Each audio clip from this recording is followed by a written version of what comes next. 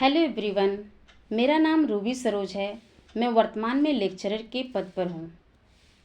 आज मैं आपको बताना चाहती हूँ कि मुझे जब भी समय मिलता है तो मैं अपने समय का सदुपयोग करने के लिए कुछ न कुछ नए टॉपिक का अध्ययन करती हूँ, जिससे मुझे मोटिवेशन मिलता है। तो मुझे लगा क्यों न मैं ऐसे टॉपिक को आपके बीच लाऊं ताकि आप भी मोटिवेट हो और एनर्जाइज्ड फील करें। तो अब से हमें जब जब समय मिलेगा मैं आप लोग के बीच में ऐसे टॉपिक को लाऊंगी जिसे आप समझ करके उसे आत्मसात करेंगे और जीवन में तरक्की करेंगे। तो आज मेरी टॉपिक का नाम है तर्क। तो समझिए तर्क क्या होता है, हमें तर्क किससे क्या समझ मिलती है।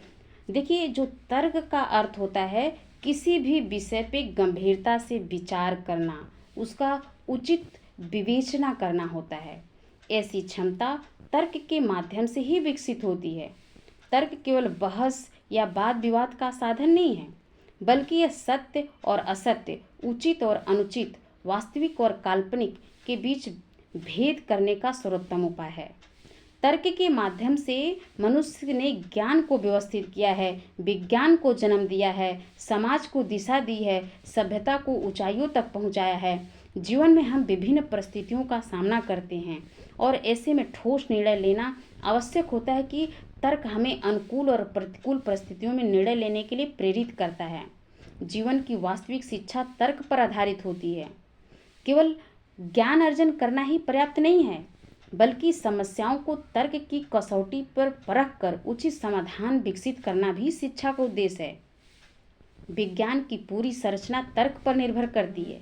यदि किसी प्रयोग के परिणाम को केवल स्वीकार कर लिया जाए, उसे तर्क के आधार पर नहीं समझा जाए, तो उससे विज्ञान का विकास संभव नहीं है। तर्क का अभाव ज्ञान के विकास को अवरुद्ध करता है, क्योंकि तर्क का जब अभाव होता है तो अंधविश्वास और कुरीतियों को बढ़ावा देता है।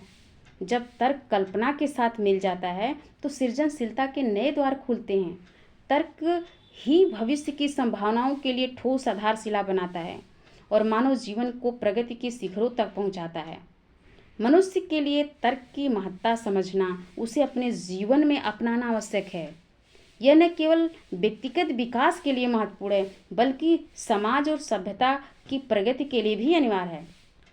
तो आपने समझा कि तर्क के माध्यम से हम अपने विचारों को स्पष्ट कर सकते हैं और एक बेहतर समाज की दिशा में कदम बढ़ा सकते हैं। तो इस तरह से आज का टॉपिक समाप्त हुई और आप कमेंट करें कि इससे आप क्या समझे। धन्यवाद।